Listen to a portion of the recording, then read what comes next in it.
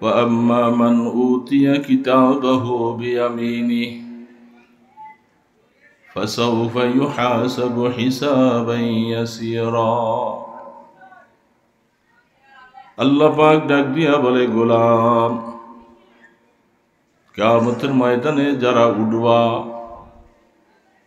আমি বাতাসের মধ্যে মানুষের আমলনামা ছেড়ে দিব। তকদীর যার ভালো হয় তার আমলনামাটা ডান হাতে আইসা পড়বে। যার আমলনামা ডান হাতে আসলো তার হিসাবে কোনো কড়াকড়ি হবে না।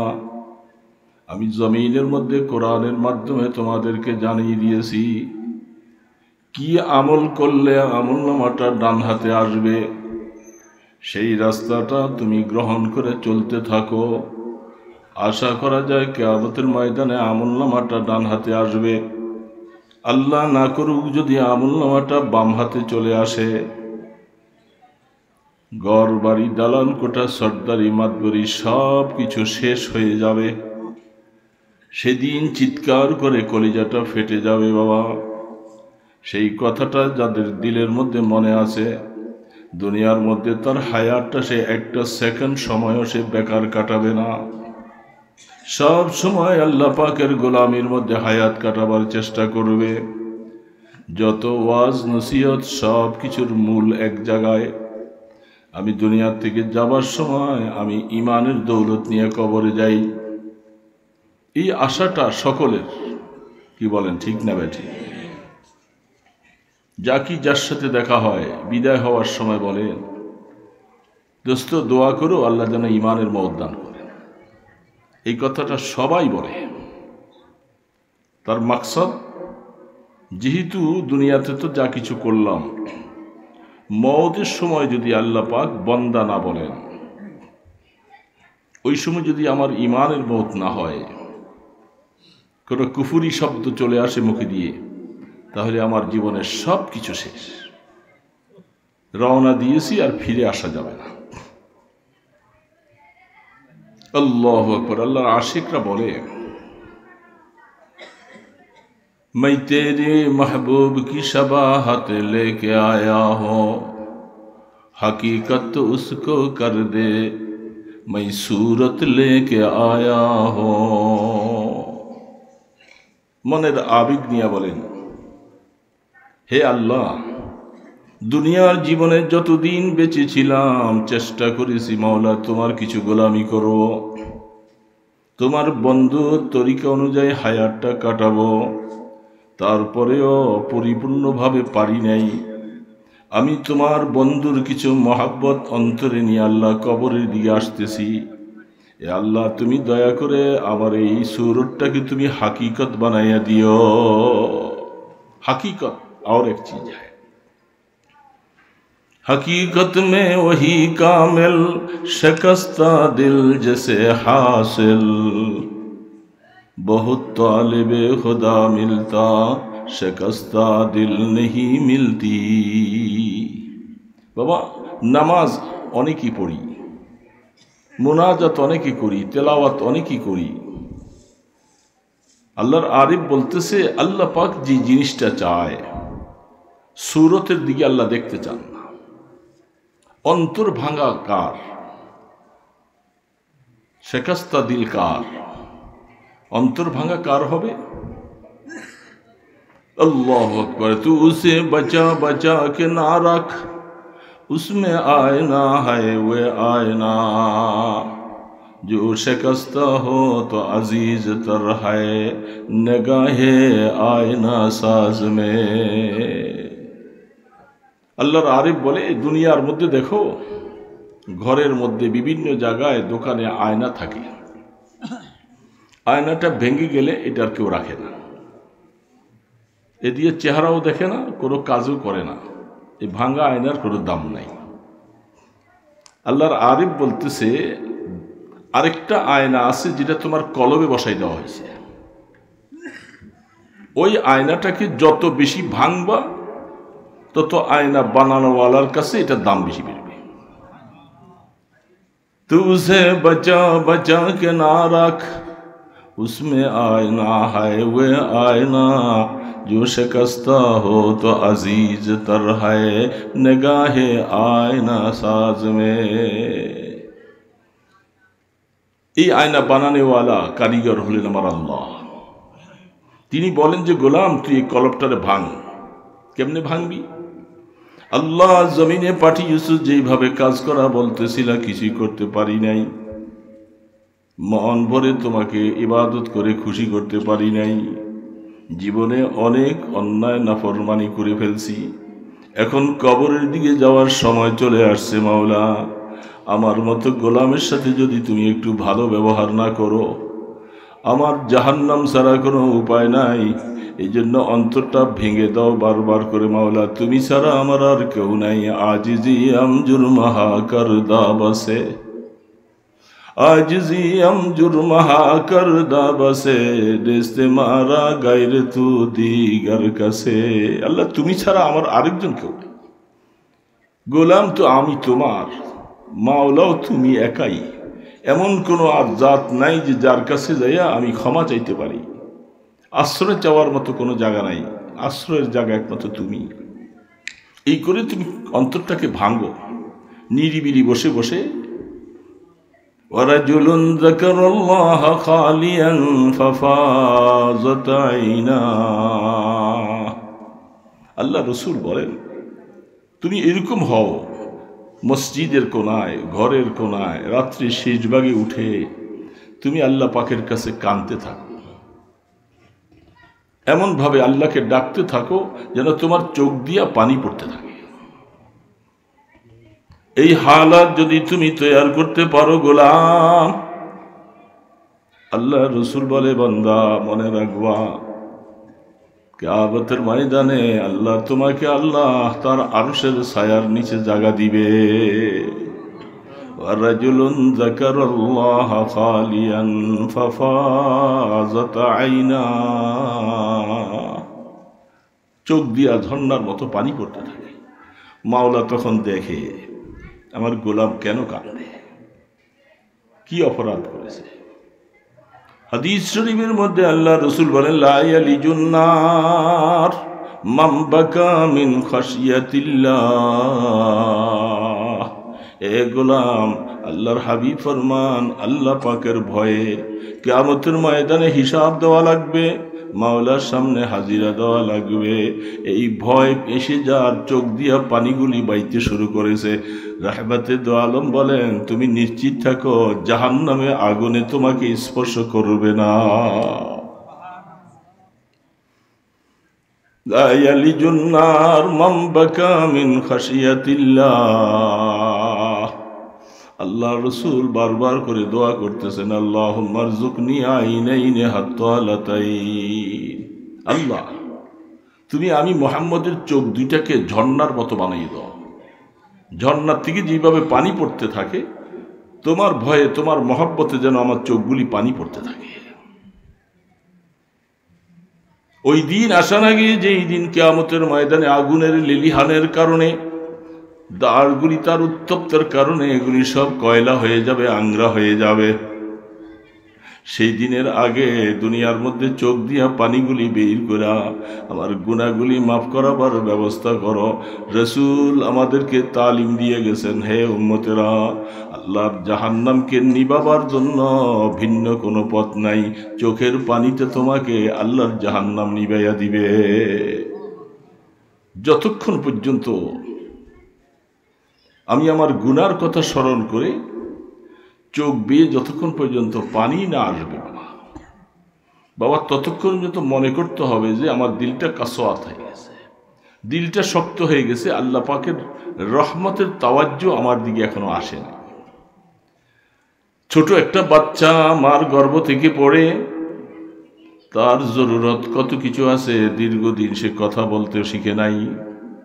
আল্লাহ পাক বলে তার কিছু লাগবে না, কথা বলার আগ পর্যন্ত আমি একটা জিনিস তাকে দান করেছি। সেই জিনিসটার নাম হলো শুধু কান্না। যখন পেটে ব্যথা হয়, অসুস্থতা হয়, কোনো পেরেশানির মধ্যে পড়ে যায়, ক্ষুধা লাগে, আর কিছু নাই, শুধু কান্না। তুমি কাঁদতে থাকো, সব কিছুর সমাধান হয়ে যায়, হয় না? ঠিক তুমি গোলাম যতক্ষণ পর্যন্ত আমার কাছে ওই বাচ্চার মতো এইভাবে করে বেল বেল করে তুমি কাঁদতে না পারবা, গোলাম তোমার অনেক কিছুর সমাধান এখনো আটকা থাকবে। এই যোগ্যতা অর্জন করো। আর এটা চেষ্টা করে পারা যাবে না। আল্লাহর সাথে মহব্বতের সম্পর্ক লাগাইলে, আল্লাহ পাকের আযাবের কথা, ভয়ের কথা এগুলি স্মরণ করলে দেখবা আল্লাহ ওয়ার্ডার করবে, চক্ষু আমার গোলামের চক্ষুটা ঝর্ণার মতো পানি বের করে দে, আমি এই উসিলায় আমার গোলামকে মাফ করে দিব। গিরিয়ায় বাসিদ কে বার যাহা জানার তাকে আরশো পরশরা নালা কোনার। এই জন্য নিরিবিলি বসে, হাদিসের মধ্যে আল্লাহ রসুল কেন বললেন যে তুমি নিরিবিলি বসে আল্লাহকে ডাকো আর চোখ দিয়া পানি ছাড়ো। ইচ্ছা করে চোখে পানি আনা যায় বাবা, ইচ্ছা করলে কান্না যায়। দুঃখ পাইলে, ব্যথা পাইলে, কেউ আঘাত দিলে হয়তো দুঃখের কারণে চোখে পানি আসে, কিন্তু আল্লাহ পাকের মহব্বতের পানি। আল্লাহু আকবার। হযরত নানুপুরি রহমতুল্লাহ আলাইহি বলতেন, যখন তুমি ব্যথা আঘাত পাও কারো মৃত্যুর কারণে, যখন কানবা, তোমার চোখে যখন পানি ছাড়বে, এই পানিটার তাসির হলো এটা গরম। এটা গালের মধ্যে আসলে অনুভব করবা যেটা গরম লাগতেছে। আর যখন আল্লাহ পাকের মহব্বতের আযাবের কথা স্মরণ করে যখন কানবা, তখন দেখবা সেই পানিটার তাসির হলো ঠান্ডা। এই দুইটা জিনিস তাসির আমরা ব্যক্তিগত দেখতে পারবো সবাই। আল্লাহ সুবহানাহু ওয়া তাআলা এই জন্য ইমানদার মুসলমান বাবা, আল্লাহ সুবহানাহু ওয়া তাআলা বলতেছে হায়াত তো চলতেই থাকবে। হায়াতের মধ্যে আমি গুনাহ কত করেছি আর আল্লাহকে খুশি করেছি কত, এটার হিসাব করা লাগবে। হাসিবু ক্বাবলা আন তুহাসাবু ওয়াজিনু ক্বাবলা আন তুজানু মুতু ক্বাবলা আন তামুত। দোস্ত, দুনিয়া তো তার হালাতের উপরে চলতে থাকবে। দোকানদারি চলবে, ক্ষেত খামার চলবে, চাকরি নাকরি চলবে, গাড়িওয়ালারা গাড়ি চালানো চলবে, সব তার গতিতে চলছে।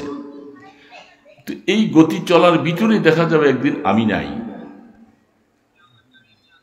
নাই, আমাকে পাড়ি দিতে হবে ওইদিকে। ঘরের মধ্যে পড়ে আছেন, সুন্দর খাট পালং সোফা সব কিছুর মধ্যে আছি, এই সময়ের ভিতরে হঠাৎ করে ডাক চলে আসবে। বহু মানুষের জীবনে এরকম খবর পেয়েছি, এত সুন্দর জীবন কাটাচ্ছে, মওত এসে গেল, এখন বেশিক্ষণ ঘরের মধ্যে রাখতে কেউ রাজি না, তাড়াতাড়ি করে বাইর করে রাখো। গাড়ির পার্কিং এর জায়গা আছে, সেখানে একটা খাটের মধ্যে করে নিয়ে সবাই আসছে।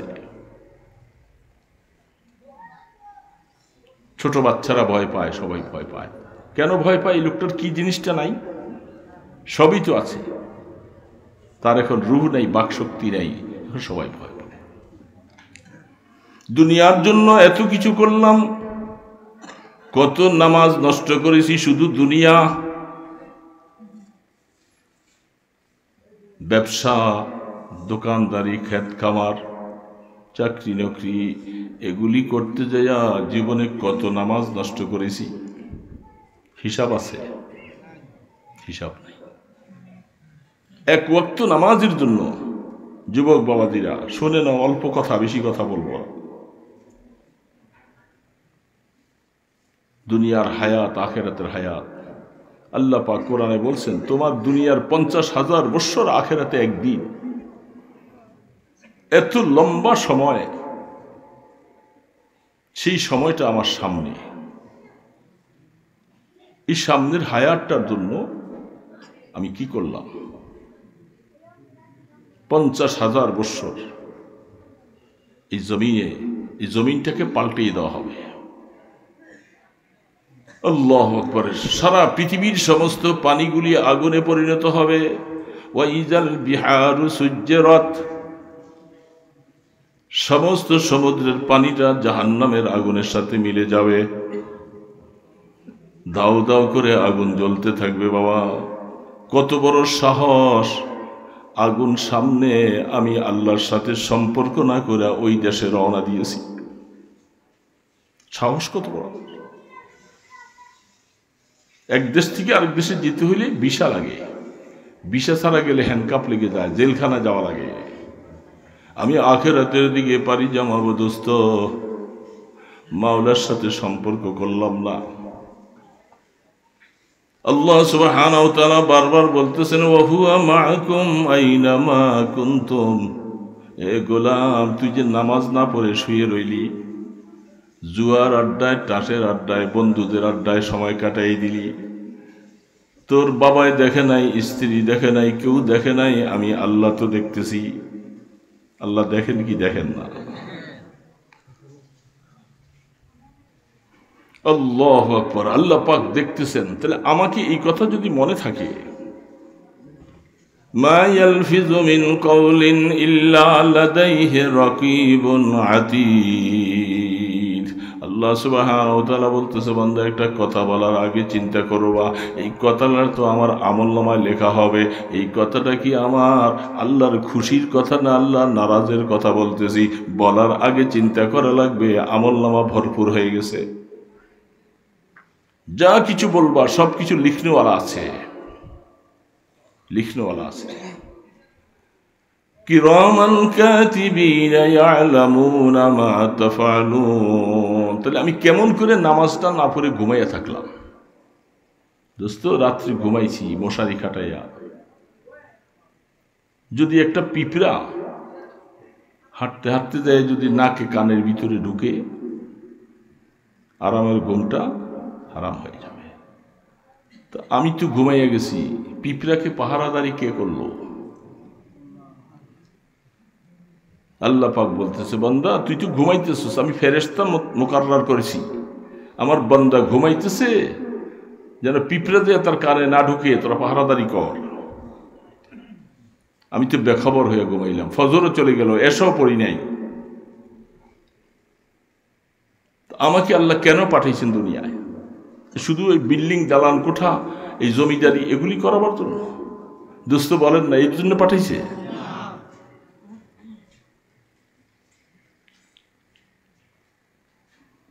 আফাহাসিবতুম আন্নামা খালাকনাকুম আবাসা ওয়া আন্নাকুম ইলাইনা লা তুরজাউন। হে গোলাম, তুমি কি মনে করছো আমি তোমাকে খামাখা এমনি বানাইছি? তুমি আমার কাছে আসতে হবে না, তুমি এটাই মনে করলা? যেমনি মনে চাও তেমনি চলবা। আল্লাহু আকবার। আল্লাহ সুবহানাহু ওয়া তাআলা যদি ক্ষমা করবেন, কিন্তু ক্ষমা চাইতে হবে। পাগলামি করলে চলবে না দোস্ত। কোরআন শরীফের মধ্যে সূরা আছে হামিম, তানজিলুল কিতাবি মিনাল্লাহিল আজিজিল আলীম, গাফিরিজ যামবি কাবিলিত তাওবে শাদীদিল ইকাব, যিত তাওলি লা ইলাহা ইল্লা হুয়া ইলাইহিল মাসীর। আল্লাহ পাক কি বলতেছেন? গাফিরিজ যামব। এ গোলাম, আমার একটা গুণ আমি তোমাকে শুনাই দিছি, কোরআন খুলে দেখো। তুমি গুনাহ করেছো, কিন্তু যখন গুনাহ করার পরেও অহংকারী না হইয়া আমি আল্লাহ পাকের রহমতের দুয়ারে আইসা বারবার ধন্না দিতে যখন থাকবা, চোখের পানি ছাড়তে থাকবা, কাঁদতে থাকবা, তাইলে মনে রাখবা গাফিরিজ যামব, আমি আল্লাহ গুনাহ মাফ করনেওয়ালা, আমি তোমার গুনাহ মাফ করে দিব। কাবিলিত তাওব, আমার একটা লকব, আমার একটা সিফত হলো, আমি বান্দা যখন আমার কাছে প্রাণ ভরে যখন তওবা করে, আমি তার তওবাকে কবুল করি। কোরআন বলতেছে। কিন্তু বান্দা তওবা তো করা লাগবে, উন্মাদের মতো চলতে থাকবে, তওবার প্রয়োজন নাই। অন্যায় স্বীকার করব না, আল্লাহ পাক বলে আমার এত ঠেকা পড়ে নাই। তবে এই জন্য সামনে বলতেছে কাবিলিত তাওবে শাদীদুল ইকাব। যদি তুমি আমার গোলামি স্বীকার করে যদি বান্দা আমার দুয়ারে আইসা যদি ধন্না না দাও, মাফ যদি না চাও, প্রথম দুইটা আয়াতের পরে 3 নম্বর আয়াতটা মনে রাখবা, শাদীদুল ইকাব। আমি আল্লাহ পাক কঠিন শাস্তি দেনওয়ালা, আমার শাস্তি সহ্য করার মতো ক্ষমতা নাই তোমাদের। গাফিরিদ যামবি কাবিলিত তাওবে শাদীদুল ইকাব জিত্তাউল। আল্লাহ পাক অনেক শক্তিশালী, ক্ষমতাওয়ালা, পাওয়ারফুল। নিজের কথা নিজে বলতেছেন, আমার এই কথা তোরা মনে রাখ, আমি পাওয়ারফুল, অনেক অত্যন্ত ক্ষমতাওয়ালা মাওলা। শাদীদুল ইকাব যুত্তাউল লা ইলাহা ইল্লাহু ইলাইহি ওয়া ইলাইহিল মাসীর। কোনো ইলা নাই, কোনো মাবুদ নাই, কোনো বিধানদাতা নাই, শান্তিদাতা নাই, কেউ নাই, সমস্ত ক্ষমতা আমার হাতে। আসতে হবে গোলাম আমার কাছে। মাওলার কাছে যাওয়া লাগবে না বাবা? লাগবে তো। কোনো কিছুর মাধ্যমে বাঁচার কোনো উপায় নাই। হযরত ওমর ফারুক রাদিয়াল্লাহু তাআলা আনহুর জামানায় মুলকে শামের একটা মানুষ, এক সময় সে নেশাগ্রস্ত ছিল, নেশা খেয়ে মাঝে মধ্যে উন্মাদ হয়ে যেত। কেমন করে যেন বুঝে আসছে মদিনার মধ্যে আসছে, রওজে আতহারের পাশে ঘুরে মদিনার আলো বাতাসে তার দিলটা নরম হয়ে যায়। আমি জীবনে বহু ভুল করেছি, এই জন্য পবিত্র জায়গার মধ্যে আইসা তওবা করলেন। খলিফাতুল মুসলিমিন ওমর ফারুক রাদিয়াল্লাহু তাআলা আনহুর দরবারে বসেন। ওমর রাদিয়াল্লাহু তাআলা আনহু তাকে দেখলেন, চিনছেন ভালো। অনেকদিন থাকার পরে হঠাৎ করে তাকে খুঁজে পাওয়া যায় না, কই গেছে? সাথীরা বলল, খলিফাতুল মুসলিমিন এই লোকটা আগের অভ্যাসের দিকে ফিরে গেছে। আফসোস, ইন্না লিল্লাহ। আগের অভ্যাস যে খারাপ ছিল, সে ওই অভ্যাসের দিকে ফিরে চলে গেছে। সে চলে গেছে তার দেশে। খলিফাতুল মুসলিমিন বলেন, বড় তাজ্জুব, একজন মানুষ হেদায়েতের পথে আসতে অনেক বাধা হয়, কিন্তু হেদায়েত পাওয়ার পরে আবার এখান থেকে চলে যাবে, এটা তো বড় আফসোসের কথা। জান্নাতের রাস্তায় আসলো, সে এখন জাহান্নামের রাস্তায় চলে গেছে। মুসলিমিনের সৈন্য পাঠাইয়া তাকে পিটাইয়া সোজা করতে পারত। খলিফাতুল মুসলিমিন দেখেন কি করল, রাসূলের সাহাবী, তিনি একটা চিঠি লিখছেন। চিঠিটার মধ্যে সূরা হামিম তানজিলের এই আয়াত কয়েকটা লিখে দিয়েছেন। লিখা একজন পত্রবাহকের কাছে চিঠিটা দিয়ে পাঠাইছে, তুমি ওর এলাকায় যাইয়া তার ঠিকানা নিবা, সেখানে যাইয়া চিঠিটা তার হাতে দিবা, এবং সে কি উত্তর দেয় এটা খবর নেওয়া ছাড়া আসবা না।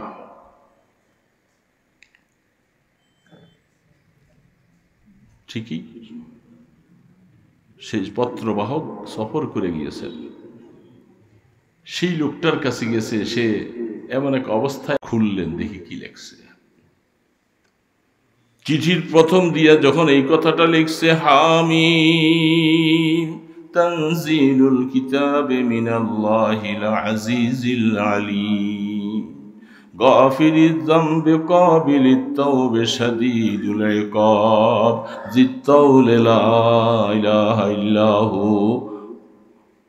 ইলাইহিল মাসীর। আরব দেশের মানুষ আয়াতের সরি তর্জমা এমনি বুঝে। চিঠিটা হাতে নিয়া এক নজরে অনেক সময় পর্যন্ত শুধু চাইয়া থাকলেন। চাইয়া থাকতে থাকতে থাকতে থাকতে আস্তে করে দেখা যাচ্ছে চোখ দিয়ে পানি আসতেছে। তাফসীর লেখে, যখন চোখ দিয়ে পানি আসা শুরু হয়েছে, যিনি পত্রবাহক তিনি দাঁড়িয়ে আছেন, দেখতেছেন। তিনি বলছেন, দোস্ত তুমি চিঠিটা নিয়ে আমার কাছে আসছো। আমি প্রথমে ভয় পেয়ে গেছিলাম যে আসলে আমি উল্টা রাস্তায় চলে গেলাম। তার ক্ষমতা ছিল, তার পাওয়ার ছিল, আমাকে ধরে নিয়ে পিটাইয়া জেলখানায় আটকে রাখতে পারে। খলিফাতুল মুসলিমিন কত বড় মানুষ, আমাকে সেগুলি না বোঝাইয়া আল্লাহর কোরআনের এমন আয়াতটা আমার সামনে রাখছে, ওরে গোলাম তুই যতই তুমি পাপিষ্ঠ হইয়া চলে গেলি, তুই এখনো ফিরে আয়। আল্লাহ পাক তোমাকে ডাকতেছে গাফিরিজ যামব কাবিলিত তাওব। আমার আল্লাহ, তুমি যত বড় পাহাড় পরিমাণ গুনাহ করো, সেই গুনাহকে মাফ করার মতো ক্ষমতা আমার আল্লাহ পাকের আছে। এবং তুমি নিশ্চিত থাকো, তুমি যখন প্রাণ ভরে আল্লাহ পাকের কাছে তওবা করবা, যখন আল্লাহ সুবহানাহু ওয়া তাআলা তোমার তওবা কবুল করবে, এই আশ্বাসের বাণীও শোনাই দিয়েছে। আল্লাহর বান্দা চোখের পানি চেয়ে কেঁদে, দোস্ত দেরি করব না, চলো, আমি ভুলই করেছিলাম, আমি খলিফাতুল মুসলিমের সাথে দেখা করব। এই সফর করে মুলকে শাম থেকে রওনা দিয়েছে। আস্তে আস্তে আস্তে ওমরে ফারুক রাদিয়াল্লাহু তাআলা আনহুর সামনের মধ্যে এমন ভাবে কান্না শুরু করেছে, খলিফা, জাহান্নামের পথে চলে গিয়েছিলাম, আল্লাহ আপনাকে জাযায়ে খায়ের দান করে, আমার মতো গোলামটাকে ওই পথ থেকে ফিরাবার জন্য আপনি কত সুন্দর হিকমতটা ব্যবহার করলেন। আমি আপনার জন্য প্রাণ খুলে দোয়া করি, দোয়া করো আমি আর যেন কোনোদিন পথ হারা হয়ে না যা। এ দোস্ত, কতদিন পাগলামি করবা? আরে বন্ধু, জীবনে কত গুনাহ করেছি, কত কিছু করলাম, কত নামাজ ছেড়েছি, কত মিথ্যা কথা বলেছি, কত গীবত করেছি, গুনার অন্ত নাই। এগুলি আমলনামার মধ্যে সব সংরক্ষিত। দুনিয়াতে যাওয়ার আগে গুনার থেকে যদি মুছাইয়া দিতে না পারি, হাকিকত অত্যন্ত খারাপ হবে। যত বেশি বেশি নিরিবিলি বসে তওবা করতে পারি, বড় মিয়া ছোট মিয়ার কোনো রকমের প্রভেদ নাই। আল্লাহ পাক বলে আমার কাছে ওই লোকটা দামি, যার দিলটা এমনভাবে আমার কাছে পেশ করেছে, তার দিলের মধ্যে গুনার কারণে অহংকার নাই, নিজের মধ্যে বড়ত্ব নাই, নিজকে নিজে একটা নিকৃষ্ট জাতির মতো মনে করে আল্লাহর কাছে বারবার করে কাঁদতে থাকে যে আল্লাহ, আমি গুনাহ করে ফেলছি, আর করব না। কোরআন বলতেছেন, ওয়াল্লাযীনা ইযা ফাআলু ফাহিশাতান আও যালামু আনফুসাহুম যাকারুল্লাহ। যারা নিজের নফসের উপরে জুলুম করেছো, গুনার কাজ করে ফেলছো, বিভিন্ন রকমের অন্যায় কাজের মধ্যে লিপ্ত হয়ে আল্লাহকে তুমি নারাজ করে ফেলছো, ফাহিশা কাজ করেছো, জিনা করেছো, ব্যভিচার করেছো, এই ধরনের কাজ করার পরে তুমি নৈরাশ হইয়া দূরে সরে গেছো, আল্লাহ পাক বলে আয় যাকারুল্লাহ, নিরিবিলি হয়ে যাও, একাকী হয়ে যাও, গুনার সাক্ষী কাউকে বানাইও না, শুধু মাওলার কাছে পেশ করো, আল্লাহ আমি তো এই গুনাহগুলি করেছি। ফাস্তাগফারু লিযুনুবিহিম, নিরিবিলি প্রাণ ভরে এত খাঁটি তওবা করো, করছি তো আর করব না, নামাজ ছেড়ে দিয়েছিলাম, আজকাল থেকে তওবা করলাম, আল্লাহ আমি আর নামাজ ছাড়ব না, আল্লাহ মিথ্যা কথা বলেছিলাম আর বলবো না, গীবত করেছিলাম আর গীবত করব না। এইভাবে করে যত যত কঠিনতম অন্যায় করেছি, আল্লাহ কোরআনে আয়াতে বলছে, এগুলি সব স্মরণ করে প্রাণ ভরে মাওলার কাছে তুমি স্মরণ করো, আল্লাহকে ডাকো, আল্লাহর জিকির করো, আল্লাহর ভয় অন্তরের মধ্যে জাগা দাও। সামনে আল্লাহ বলতেছেন, যখন এইভাবে তুমি ওয়ামা ইয়াগফিরুয যুনুবা ইল্লাল্লাহ, তুমি ইয়াকিন করে অন্তরের মধ্যে জাগা দাও, গুনাহ মাফ করার মতো ক্ষমতা কারো নাই, শুধু ইল্লাল্লাহ, শুধু আমি আল্লাহ। এই কথা ইয়াকিন করে যখন বান্দা তুমি চাইতে থাকবা, আর মনে রাখবা ওয়ালাম ইউসিররু আলা মা ফাআলু ওয়া হুম ইয়ালামুন, শুধু এখন তওবা করেছো, সকালে আবার ওরকম না, এটা করা যাবে না।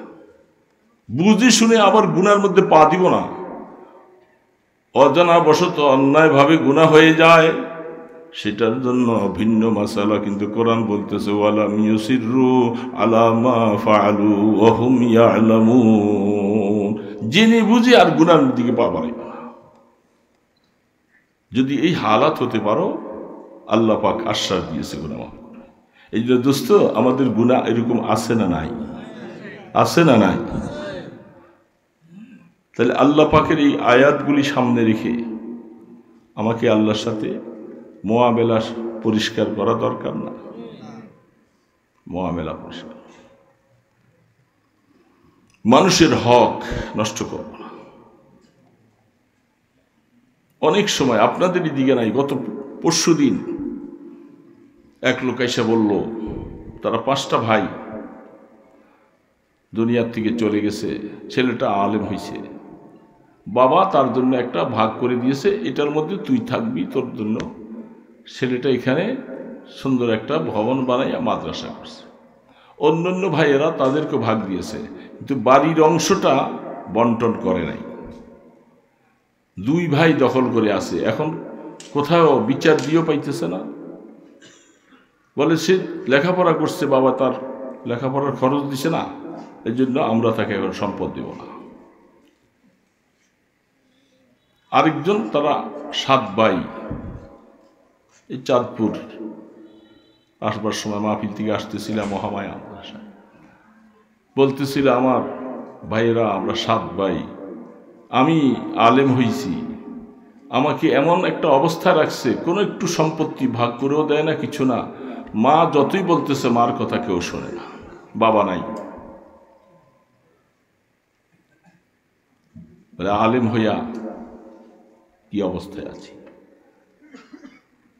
বারবার বললাম আশপাশের লোকজনের কাছে সালিশি করো, তাদের কাছে বারবার বলো, চেষ্টা করো, বলে তারা কথা শোনে না। এরকম ঘটনা আমি 2টা শুধু বাস্তবতার সাথে বললাম, এরকম হাজারো ঘটনা আছে।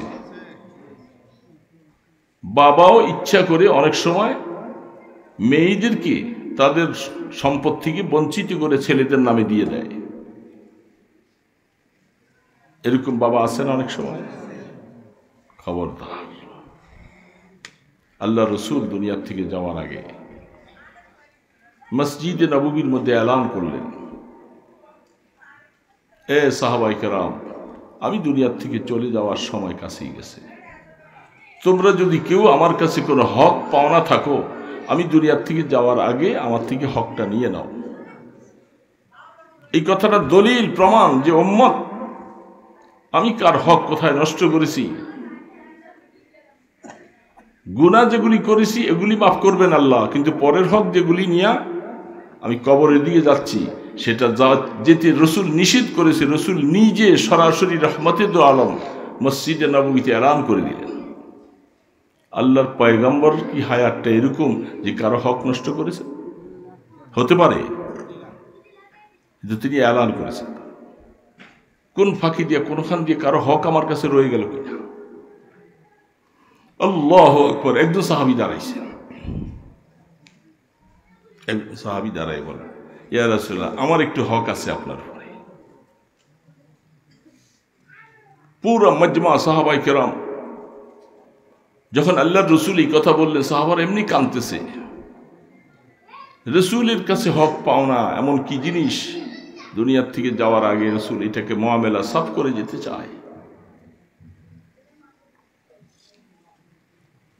যেই সাহাবী দাঁড়িয়েছে তার দিকে সকল সাহাবারা নজর উঠাইয়া দেখতেছে, কি আজীব মানুষ, তুমি কি হক পাইবা রসুলের কাছে? যত হক, টাকার মুআমেলা হোক, যে কোনো মুআমেলা হোক, আমরা প্রতিশোধ করে দিব, আল্লাহর পয়গম্বরের কাছে তুমি যেও না। রসুল বলছেন, ক্ষান্ত হও, যদি মুআমেলা সে আমার কাছে যদি হক পাওনা থাকে, আমি তার হক দিয়া দুনিয়ার থেকে যাইতে চাই। সাহাবী কাছে আসো, কি হক তোমার? ওগো আল্লাহর হাবিব, অমুক যুদ্ধের মধ্যে যখন আপনি সারিবদ্ধ করে কাতার সোজা করতেছিলেন, তীরের এইভাবে পিঠের মধ্যে লাগাইয়া নামাজের কাতারের মতো সোজা করতেছিলেন, আমি আপনার তীরের আঘাতটা আমার পিঠের মধ্যে পাইছি। সাহাবায়ে কেরাম যার যার করে কাঁদতেছে, কি আশ্চর্য ব্যাপার, এমন ব্যাপারটা যুদ্ধের ময়দানে তোমাকে কাতার সোজা করতেছে, তুমি এটা কষ্ট কেন রাখলা? সবাই বলতেছে, আমরা পিঠ পেতে দিলাম, তুমি প্রতিশোধ যা নেওয়ার দরকার আমার পিঠে নাও। আল্লাহ রসুল বলে, না, তাকে দাও, আসতে দাও। হাতের মধ্যে তীর নিয়ে বলে, ওগো রসুল, যখন আপনি তীর দিয়া কাতার সোজা করলেন, ওই সময় আমার শরীরে কাপড় ছিল না। পয়গম্বর আলাইহিস সালাম পিঠের কাপড়টা, চাদর মোবারক উঠিয়ে দিলেন। সাহাবী বহুত বড় আবেগ নিয়া সামনে নিয়া তীরটাকে এক পাশে রাইখা আল্লাহর পয়গম্বরের মোহরে নবুয়তের মধ্যে চুমা দিয়া জড়াইয়া ধরেছে। সব সাহাবায়ে কেরাম এতক্ষণ অবাক ছিল, আর বলে আর কিছু নয়, পয়গম্বরের কাছে সূত্রটা যেহেতু রাসূল বলছে প্রতিশোধটা দিবে, আমি একটা সুযোগ পাইলাম, জীবনে কোনোদিন এই সুযোগ আর কেউ পাবে না। আমার এই মুখটা পয়গম্বর আলাইহিস সালামের মোহরে নবুয়তের মধ্যে লাগাইলাম, আমার একটা আশা এই মুখটা জাহান্নামে কোনোদিন যাবে না। কিন্তু রাসূল দেখাই দিছেন উম্মতকে, দুনিয়ার থেকে যাওয়ার আগে এলান করে দাও। হাকিমুল উম্মত থানবী রহমতুল্লাহ আলাইহির জীবনী খুলে দেখেন, তিনি এরকম এলান করেছেন, ভাই আমার কাছে কেউ কোনো হক পাওনা থাকলে দুনিয়ার থেকে যাওয়ার আগে আমার হকটা, টাকার হোক, কথার হোক, কাজের হোক। দুস্থ কোন সাহস নিয়ে কবরে রাসূল বলেন কিয়ামতের ময়দানে কত তাহাজ্জুদ, কত নামাজ, কত জিকির আজকার, কত তেলাওয়াতের সওয়াব নিয়ে আসবা। এইভাবে এক একজন পাওনাদার সামনে আইসা আল্লাহ পাকের কাছে নালিশ করে বসবে, আমলনামায় সব কিছু লেখা। সেদিন সওয়াবগুলি কয়টা কয়টা দিতে থাকবে, দিতে দিতে সওয়াব শেষ হয়ে যাবে, তখন তার গুনাহগুলি আমার আমলনামায় আসবে, আমি জাহান্নামী হয়ে যাব, সে জান্নাতে চলে যাবে। রাসূল বলেন উম্মতেরা সবচেয়ে বড় পেরেশানির সময় এটা। আমি অনুরোধ করে তোমাদেরকে আমি মায়া করে বলতেছি, উম্মতেরা মানুষের হক নিয়া কবরে আসার চেষ্টা করো না। এরকম হক আমাদের বহু রয়ে গেছে। মেয়েকে মাহরুম করি, ছেলেরা আমাকে স্বর্গে নিয়ে যাবে। ভাইয়েরা অনেক সময় বাবা দুনিয়ার থেকে চলে গেছে, ভাইয়েরা এখন বোনের হক দেয় না, আরেক ভাইকে ঠকায়। কতদিন থাকবো এই দুনিয়ার? জুলুম করে এক বিগত জমিন নিবা, বুখারী শরীফ খুলে দেখো, এক বিগত জমিন তুমি জুলুম করে দখল করবা, 7 তবক জমিন বানাইয়া কিয়ামতের ময়দানে তোমার গলায় ঝুলাইয়া দিয়া ময়দানে হাসরে উঠাবে। সেদিন বুঝবা যে এই জমিন দখল করেছিল, তার শাস্তিটা কি হবে রে বাবা। অনুরোধ করে বলি, কারো হক যদি আমার উপরে থাকে, রাত্রে শুয়ে শুয়ে চিন্তা করে এই হকগুলি দেওয়ার চেষ্টা করি। কাউকে গালি দিছি, কাউকে অন্যায় করেছি, অনেক সময় কারো এহসাস আইসা যায়, শরমে যায় না। না, দুনিয়ার শরমটা বড় জিনিসটা দোস্ত, সবচেয়ে বড় জিনিস হলো আখিরাতের শরম। এই জন্য নিরিবিলি বসে সেই বান্দার কাছে যাইয়া, ভাই তুমি আমাকে মাফ করে দাও।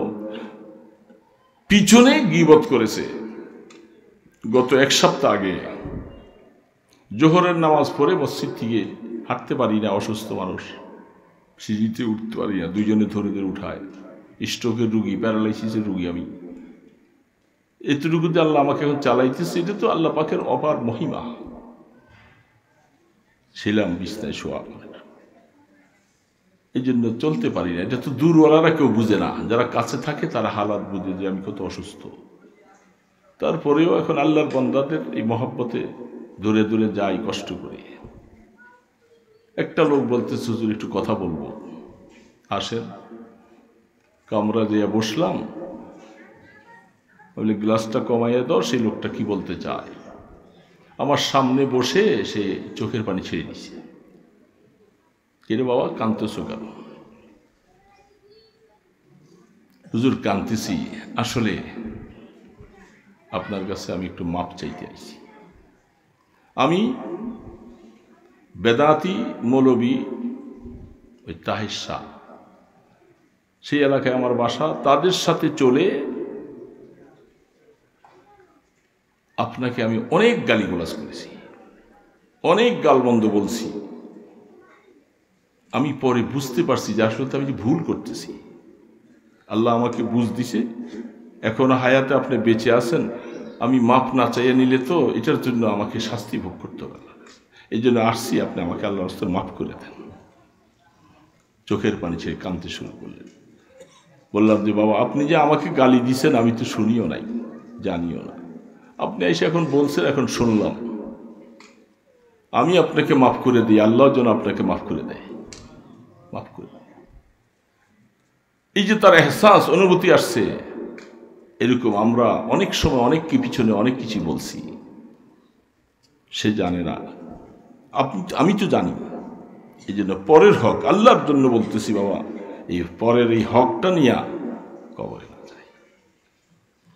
আল্লাহ পাক বারবার বলছে, লা তামুতুন্না ইল্লা ওয়া আনতুম মুসলিমুন, মুসলমান না হইয়া কবরে আসিস না। এগুলার ব্যাখ্যা বলতে যাব না, রাত অনেক সময়। আল্লাহ পাক বলেন নাই যে তুই মোমেন না হইয়া কবরে আসিস না, এই কথা বলে নাই। মুসলিম না হইয়া কবরে আসিস না, মুসলিম। এই জন্য নিরিবিলি বসি, বালিশের মধ্যে মাথা রেখে চিন্তা করি যে কথাগুলি যে বললাম, আল্লাহ শুকর, আমিও চেষ্টা করতেছি, আমি চেষ্টা করব যে আমি কারো হক নিয়ে যেন কবরে না যাই। ভাই বেরাদার যত আছে, নিজে কম নিব, কম খাবো, কম চলবো, তবু আরেকজনের উপরে জুলুম করব না, জুলুম করব না। কত ইতিহাস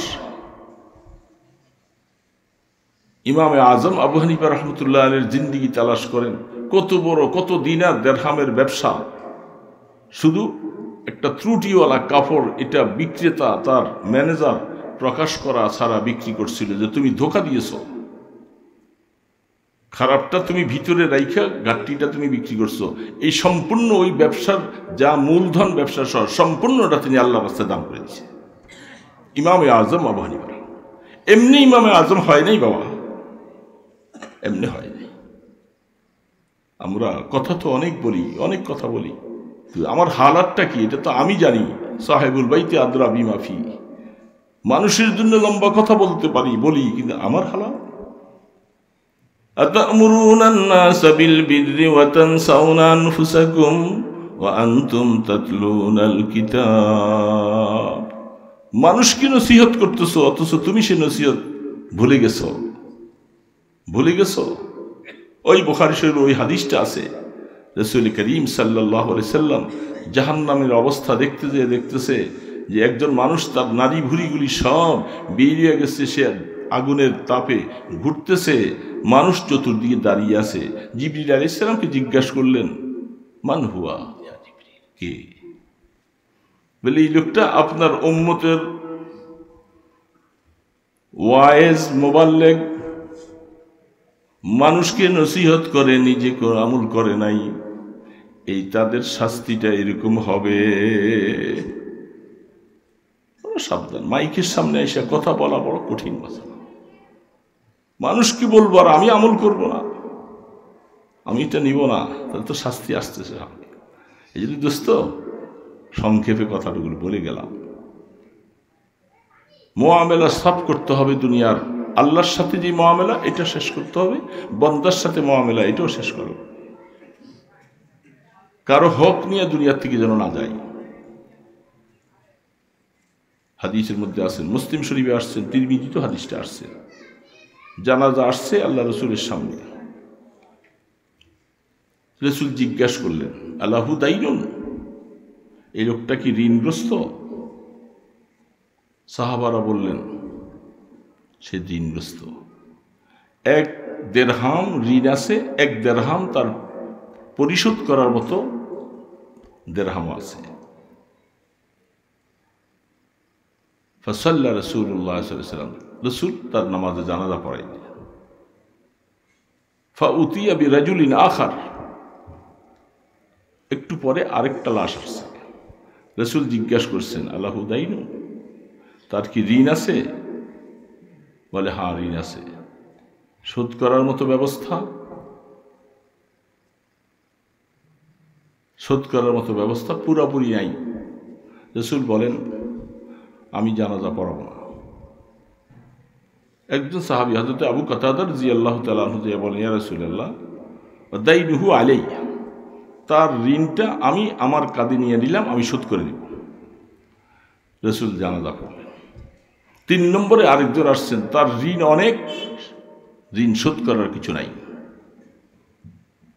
মান তারাকা জিয়ান ওয়া দাইনান ফাদাইনুহু আলাই। আল্লাহ রসুল তখন বললেন, যাও যারা দুনিয়ার থেকে এই অবস্থায় চলে যায়, বাবা চলে গেছে, বাচ্চাগুলি এতিম, অথবা ঋণগ্রস্ত হয়ে আসে, দুনিয়ার থেকে চলে গেছে, ঋণ শোধ করার ব্যবস্থা নাই। রহমতে দো আলম বলেন, প্রথম বলে দিছেন তোমরা নামাজ পড়ো, আমি পড়বো না। সাহাবায়ে কেরাম বলেন, আল্লাহ রসুল নামাজে জানাজা পড়বে না, আমরা কে পড়ব? সকল সাহাবারা একসাথে মিলে তখন বলেন, ও আল্লাহ রসুল, আপনি তার নামাজে জানাজা পড়ান, আমরা সবাই মিলে তার ঋণগুলি শোধ করার ব্যবস্থা করব। তখন রসুল বলছেন, কেউ যদি তার ঋণ শোধ না করো, এরকম যদি মানুষ বিধবা অথবা এতিম রেখে যায়, ঋণের বোঝা নিয়ে যায়, জিজ্ঞাসাটা এই জন্য করলাম, তার এগুলির জিম্মাদারি আমার কাঁধে নিয়ে নিলাম। রসুলের কাঁধের মধ্যে হাত দিয়ে এইভাবে বলছেন, এটা আমি মুহাম্মদের কাঁধে। তারপরেও উম্মতকে দুনিয়ার থেকে ঋণ অবস্থায় কবরে রসুল জানাজা পড়ে দাফন করতে রাজি না। দোস্ত কি বলবো, ঋণ শোধের ব্যবস্থা, কোটি কোটি টাকা লোন নিয়ে ঋণ নিয়ে গার্মেন্টস ফ্যাক্টরি করেছে, চলে গেছে। এখন ছেলেরা সমস্ত সম্পদ দিয়েও ব্যাংকের ঋণ 1/4 শোধ হয় না, বাকি টাকা এই যে সারা দেশে ব্যাংক দেউলিয়া, হাজার হাজার কোটি টাকা নিয়েছে। হিসাব করে দেখা হয়েছে তার সম্পূর্ণ সব কিছু বিক্রি করলেও অর্ধেক হবে না, বাকি অর্ধেক। ছেলেরা বলে যে আমরা কি করব, বাবার ঋণ তো রয়ে গেছে। এখন এই ঋণের বোঝাগুলি রেখে কবরে গেছে, কি হাঁকাই পাকাইয়া গাড়ি নিয়ে চলছে বাবা, এখন কবরে যেয়ে পার খাইতেছে পরের হক। এই জন্য খেয়াল রাখা দরকার, মিললে খাবো, না মিললে খাবো না, কিন্তু পরের হক দিয়া জমিদারি করতে রাজি না। পরের হক দিয়া জমিদারি। আমার কথাগুলি বুঝছেন বাবা? ছুটাপাটা কয়েকটা কথা বলছি, যদি আল্লাহ পাক বুঝে দেয়, আমরা বলনেওয়ালা শুননেওয়ালা সবাই আমল করার চেষ্টা করব তো ইনশাআল্লাহ।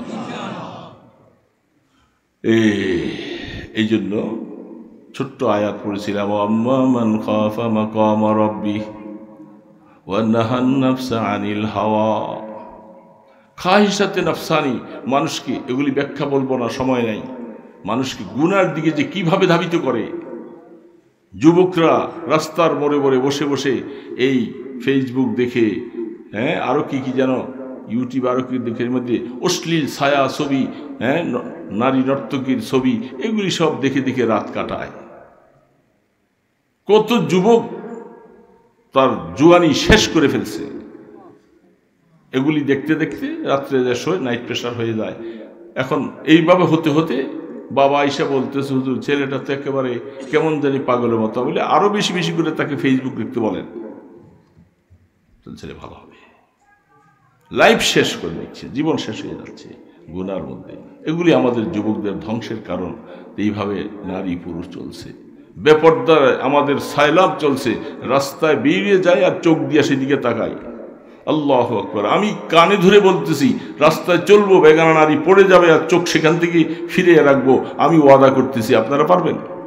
সবাই ওয়াদা করেন, দেখবো না, দেখবো না। প্রত্যেকটা নজরে কবিরা গুনাহ, আর এগুলি রমজ স্বাদ মজা নিতে থাকি। ওই যে একটু আগে কান্নার কথা বলছিলাম, যেহেতু যেই চক্ষে গুনায় কবিরা করে, এই চক্ষে তো পানি ছাড়বে না। যে তুই গুনায় কবিরা করলি, তুই কানবি কেমনে? তুই গুনাহ ছাড়, তাহলে আল্লাহ পাক অর্ডার করবে, চোখ তুই পানি ছাড়, বান্দার গুনাহ মাফ হবে। আমি রমজার স্বাদ মজা নিতে থাকি রাস্তায়, বেগানা নারীদের দিকে দেখে দেখে বারবার করে, স্বাদ নেই। দোস্ত, সব কিছু ম্লান হয়ে যাবে, শেষ হয়ে যাবে। যখন মৌতের ডাক আসবে, তখন কি হবে? এগুলি সব মা বোনরা সকলে মিলে কিসের পর্দা? আমি একজন দূরের মানুষ আসছি, আমার জন্য পর্দা। ঘরের মধ্যে খালাতো ভাই, মামাতো ভাই, ফুফাতো ভাই, হ্যাঁ বাসুর ইত্যাদি দেবর, সবার সাথে দেখা সাক্ষাৎ হচ্ছে, কি হাসি তামসা, রং তামসা হচ্ছে। সেই ঘরের মধ্যে বাবা চুপচাপ, বাবার কোনো কথা নেই। আল্লাহু আকবার, আল্লাহু আকবার। বহুত ভয় লাগে দোস্ত। এটার নাম পর্দা না, এটার নাম পর্দা না, পর্দা না। আসলে যে কত রকমের গুনার মধ্যে আমরা জড়িয়ে আছি, আল্লাহ পাক মেহেরবানি করে যদি মাফ না করে তো উপায় নেই। এই জন্য তওবা করবো তো ইনশাআল্লাহ। তো শেষ কথা, শেষ খাঁটিভাবে তওবা করে নিরিবিলি আর গুনাহ ছেড়ে দেই। চোখের গুনাহ ছাড়বো, জবানের থেকে গীবত ছাড়বো, মিথ্যা কথা বলবো না, কারো হক নষ্ট করব না, নিজেদের বউ মেয়েদেরকে পর্দা রাখাবার চেষ্টা করব। বেপর্দার যে সাইলাব চলছে, সারা দুনিয়া সব কিছুই উল্টাপাল্টা উলঙ্গবানা চলছে, তাদেরকে কন্ট্রোল করার ক্ষমতা আমার নাই, আপনারও নাই। কিন্তু আমার চোখের উপরে কন্ট্রোল করার ক্ষমতা আমার আছে না নাই? আমার চোখের উপরে কন্ট্রোল আমি করব। চোখ লা তুতবিউ নাজরাতান নাজরাতা ফাইন্না লাকাল উলা ওয়া লাইসা লাকা। একবার নজর করেছো, আবার বারবার আরেকবার না। প্রথমবারেরটা মাপ, দ্বিতীয়বারেরটা যেন মুআখাযা হবে, ধরে ফেলবে আল্লাহ। এই জন্য চেষ্টা করবো দোস্ত, চোখের গুনাহ, হাতের গুনাহ, পায়ের গুনাহ, এগুলোর থেকে বাঁচার জন্য। রাস্তায় চলবেন, বাস বেগানা নজর দেখেছেন। থানবী রহমতুল্লাহ আলাইহি তার মলফুজাতে লিখেছেন, কলকাতা রেল স্টেশনে আসছেন, ওনার খাদেম সাথে আছেন। রেল যখন দ্রুত গতিতে চলছে তখন এদিক সেদিক তাকায়, কথাও বলে। কলকাতা রেল স্টেশনে এসে গাড়িটা থামছে, পাশে আরেকটা গাড়ি থামানো। তিনি চেহারাটার মধ্যে রুমাল দিয়ে চুপ করে বসে গেছেন। খাদেম বললেন যে হযরত, বলে যে এই যে এখন পাশের ট্রেনটার মধ্যে অনেক মহিলা দেখা যায়, ট্রেনটা থেমে আছে, আমাদের ট্রেনটাও থেমে আছে, আর সেই দেশে তো হিন্দু মহিলারাই বেশি, বেপর্দা তো তাদের মধ্যে একেবারে চরম। এই জন্য আমি কি এদেরকে বন্ধ করতে পারবো? ওদেরকে বন্ধ করতে পারলাম না, আমি আমার চোখের উপরে কন্ট্রোল করলাম। এমনি হাকিমুল উম্মত হয় নাই বাবা, এমনি হয় নাই। আমরা কি হয়ে গেলাম, কি হলাম? ওয়াদা করব, মানুষের গীবত করব না, নিজের গীবত করব। বেগানা নারীর দিকে নজর পড়ে গেলেই সাথে সাথে নজর ফিরাও। ইনশাআল্লাহ দেখবে যে দিলের মধ্যে নূর আসবে, চোখের মধ্যে নূর আসবে। আল্লাহ সুবহানাহু ওয়া তাআলা আমাদেরকে এই গুনাহ কবিরাগুলি ছেড়ে দেওয়ার তৌফিক দান করেন। যেগুলি করে ফেলছি এর উপরে যেন তওবা করতে পারি, তওবায়ে নসুহা, খালেস তওবা করতে পারি। আল্লাহ যেন এই উসিলে আমাদেরকে মাফ করে দেন। বাবা, দুনিয়া ছেড়ে চলেই যাব সবাই, যদি তওবা করে মাফ নিয়ে না যাইতে পারি। আমি গুনাহ করেছি, তওবা করা আমার জন্য ফরজ। আমাকে আল্লাহর কাছ থেকে মাফ চাইয়ে না, ওইটা জরুরত আমার, দুনিয়াওয়ালাদের কাছে না। এই জন্য অন্যায় করছি আমি, মাফ আরেকজনে চাবে। এই জন্য সবাই যে যেইভাবে পারি আল্লাহর কাছে। আসসালামু আলাইকুম ওয়া রাহমাতুল্লাহি ওয়া বারাকাতুহু। আলহামদুলিল্লাহ, আলহামদুলিল্লাহ নাহমাদুহু ওয়া নাস্তাঈনুহু ওয়া নাস্তাগফিরুহু ওয়া নু'মিনু বিহি ওয়া নাতাওয়াক্কালু আলাইহি ওয়া নাউযু বিল্লাহি মিন শুরুরি আনফুসিনা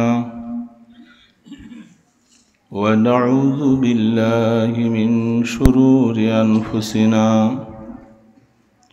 ونعوذ بالله من شرور أنفسنا ومن سيئات أعمالنا من يهد الله فلا مضل له ومن يضلله فلا هادي له ونشهد أن لا إله إلا الله وحده لا شريك له ونشهد أن سيدنا ومولانا محمدا عبده ورسوله أما بعد فأعوذ بالله من الشيطان الرجيم بسم الله الرحمن الرحيم وأما من خاف مقام ربه ونهى النفس عن الهوى فإن الجنة هي المأوى قال رسول الله صلى الله عليه وسلم اللهم اجعلني صبورا واجعلني شكورا واجعلني في عيني صغيرا وفي أعين الناس كبيرا صدق الله المولانا العظيم وصدق رسوله النبي الكريم ونحن على ذلك من الشاهدين والشاكرين والحمد لله رب العالمين درود شريف পড়ি اللهم صل على محمد وعلى آل محمد كما صليت على إبراهيم وعلى آل إبراهيم إنك حميد مجيد اللهم بارك على محمد وعلى آل محمد كما باركت على إبراهيم وعلى آل إبراهيم إنك حميد مجيد সরাপতি পূর্বপাড়া কাজীবাড়ি উম্মে সালমা তালিমুল কোরআন মাদ্রাসার উদ্যোগে আয়োজিত ওয়াজ ও দোয়ার মাহফিলের সম্মানিত সভাপতি নেহায়ত কাবিল এহতরাম হজরত উলামায়ে কিরাম মুরব্বিয়ান আযম দিনদার নেককার মুসলমান ভাইয়েরা, শুকর আদায় করছি রব্বুল আলামিনের দরবারে। তিনি মেহেরবানি করে ঈমানের উপরে হায়াত দিলেন, আপনাদেরকে সালাম দিবার তৌফিক দিয়েছেন, কিছু সময় আল্লাহ পাকের রাস্তায় ব্যয় করার সুযোগ করে দিলেন। শুকর জানাই আলহামদুলিল্লাহ। 2 দিন পর্যন্ত অনেক আলোচনা আমরা শুনে আসছি, বহুত মুহাক্কিকিনদের জবান থেকে, আল্লাহওয়ালাদের জবান থেকে কথা শুনে আসছি। শেষ অধিবেশনের শেষ দিনের আমি একজন নালায়েক আপনাদের সামনে আল্লাহ পাক বসাই দিয়েছেন। দোয়া চাই এমন তো কয়েকটা কথা যা আমারও দরকার, আপনাদের দরকার। সেই ধরনের কিছু কথা বলার তৌফিক আল্লাহ যেন দান করেন। আমরা পৃথিবীতে ছিলাম না, আসছি, আবার থাকবো না। কয়েকদিনের জন্যই আসছি এখানে। রহমতে দো আলম হাবিবে কিবরিয়া মুহাম্মদুর রাসূলুল্লাহ সাল্লাল্লাহু আলাইহি সাল্লাম তিনি হাদিসে বয়ান করেন, হযরত আব্দুল্লাহ ইবনে ওমর রাদিয়াল্লাহু তাআলা আনহু বলেন, রাসূল আমাকে মহব্বত করে কাছে টেনে নিয়ে আমার সিনার মধ্যে হাত রেখে আমাকে বলে, আব্দুল্লাহ কুন ফিদ দুনিয়া কাআন্নাকা গরীব আও আবিরু সাবিল। আব্দুল্লাহ, দুনিয়ার মধ্যে এমনভাবে থাকো যেন তুমি একজন মুসাফির অথবা একজন রাস্তার পথিকের মতো। এইভাবে তোমার হায়াতটা কাটাও। হযরত আব্দুল্লাহ ইবনে ওমর রাদিয়াল্লাহু তাআলা আনহু তিনি হাদিস নকল করে দিলেন। হাদিসের পৃষ্ঠায় আসছে, আল্লাহর হাবিব এই শব্দের দ্বারা আপনাকে আমাকে স্মরণ করিয়ে দিয়েছেন যে আমরা যারাই আসছি আমরা পৃথিবীতে থাকব না, আমরা চলে যাব। তো যাওয়ার জন্য প্রত্যেকটা মানুষ সফরে গেলে সফরের কয়েকদিন আগের থেকে সামান তৈরি করে। কোথায় আত্মীয় স্বজনের বাড়িতে যেতে হলে কিছু না কিছু হাদিয়া নিয়ে যায়। ময়লা কাপড় চোপড়টা নিয়ে ঘর থেকে বের হতে শরম শরম লাগে। ঠিক তদ্রূপ আমি যে পরপারের দিকে রাস্তা দিয়েছি, আমি কি নিয়ে রওনা দিয়েছি, এবং আল্লাহ পাক আমাকে গোলাম বলে রাখ দিয়েছেন। আমি আল্লাহ পাকের গোলামির মধ্যে এখন আল্লাহর সাথে সাক্ষাৎ করতে যাব, আমি কি হাদিয়া নিয়ে যাচ্ছি, অন্তরে কতগুলি ময়লা গুনার বোঝা নিয়ে আমি যাচ্ছি, আমার শরম থাকা দরকার। আল্লাহ সুবহানাহু ওয়া তাআলা সংক্ষেপে আমি ছোট্ট একখানা আয়াত তেলাওয়াত করেছি। বিভিন্ন রকমের আলোচনা আসে, বিভিন্ন রকমের আলোচনা শুনি, আখির সব কিছুর পরে ওই কথাটা মনে রাখতে হবে,